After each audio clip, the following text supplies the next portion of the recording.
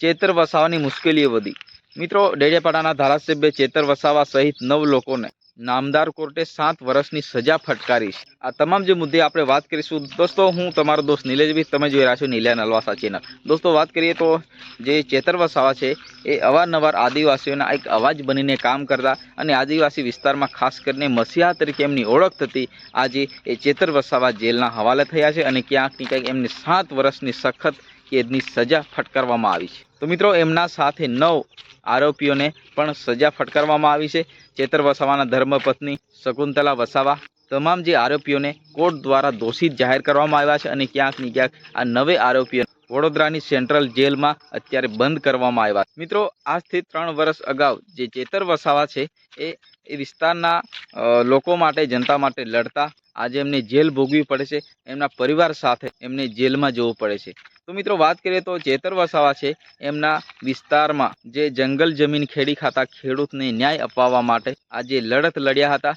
અને જે વખતે જે આ ખેડૂત જંગલ જમીન ખેડી ખાતો અને ક્યાંક ને ક્યાંક એ ખેતરમાં જે પાક ઊભો થયો અને વનકર્મીઓ દ્વારા આવીને આ પાક છે દૂર કરવામાં આવ્યો। તો મિત્રો, સ્વાભાવિક છે કે કોઈ પણ જે નાગરિક જે પોતાની સમસ્યાઓ થાય તો નજદીકના કોઈ પણ નેતાઓને મળે તો એ વિસ્તારના ધારાસભ્યને મળતા ધારાસભ્ય કડક એક્શન લેવામાં આવી એમના દ્વારા અને વનકર્મીઓને પોતાના ઘરે બોલાવીને ખકડાવવામાં આવ્યા। એ પ્રકારના જે એફઆઈઆરની અંદર જે નોંધ કરવામાં આવી છે એ રીતના આપણે વાત કરીએ તો ચેતર વસાવા દ્વારા વનકર્મીઓને બરાબર ખકડાવ્યા, ધમકી આપી અને ખંડણી ઉઘરાવી, જે પાક નુકસાન થયું એ બાબતના રૂપિયા લીધા અને ક્યાંક ને ક્યાંક પોતાના પ્રાઇવેટ બંદૂક રિવોલ્વર દ્વારા 2-3 ગોળી હવામાં ફાયરિંગ કરી અને આ સરકારી અધિકારીઓને ડરાવવાની, ધમકાવવાની એક કોશિશ કરી। એ પ્રકારના એફઆઈઆરમાં નોંધવામાં આવ્યું છે। જો કે ચેતર વસાવા ન્યાય અપાવવા માટે આ વનકર્મીઓને સમજાવવા માટે પોતાના ઘરે બોલાવ્યા।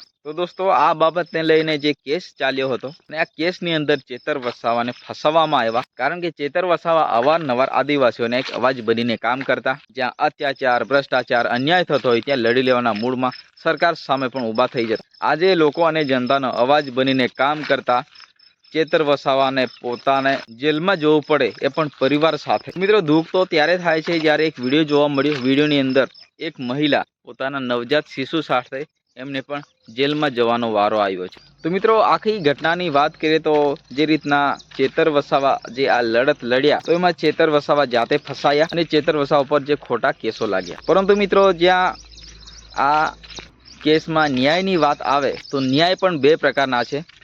જ્યારે વિપક્ષના નેતાઓ ગુનો કરે ત્યારે એમના માટે અલગ ન્યાય મળે અને સત્તા પક્ષ પાર્ટીમાં રહેલા નેતાઓ જે ગુનો કરે એમના માટે અલગથી ન્યાય આપવામાં આવે છે। જે રીતના હાર્દિક પટેલ દ્વારા આખા ગુજરાતના પાટીદાર સમાજ માટે અવાજ ઉઠાવતા એમને દંગા પ્રસાદ કરવામાં આવ્યો અને એમના દ્વારા જે કેટલીક સરકારી કચેરીઓ, જે ગાડીઓ, જ્યારે પાટીદાર સમાજનો પ્રશ્ન ઉઠ્યો હતો ત્યારે પાટીદાર સમાજ દ્વારા જે અવાજ ઉઠાવવામાં આવ્યો અને ક્યાંક ને ક્યાંક ઉગ્ર વિરોધ કરતા જે સરકારની બસો છે એ આખા ડેપો સળગાવી દેવામાં આવ્યા। ત્યારે આ કેસમાં જે હાર્દિક પટેલ છે એ દેશ વિદ્રોહી જાહેર થયા હતા અને એમના પર જે 18 કે 19 કેસો એમના ઉપર પણ લાગ્યા હતા। પરંતુ જ્યારે એ પક્ષ પલટો કર્યો, જ્યારે ભારતીય જનતા પાર્ટીમાં કોંગ્રેસ છોડીને ભારતીય જનતા પાર્ટીમાં જોડાયા, ત્યારે એમના તમામ જે કેસો છે એ સાફ થઈ ગયા। જ્યારે આ ચેતર વસાવાનો કેસ છે એ તો ખાલી વનકર્મીઓને ધમકાવવાનો, ડરાવવાનો, એક સામાન્ય કેસમાં આટલી મોટી સજા થઈ શકે,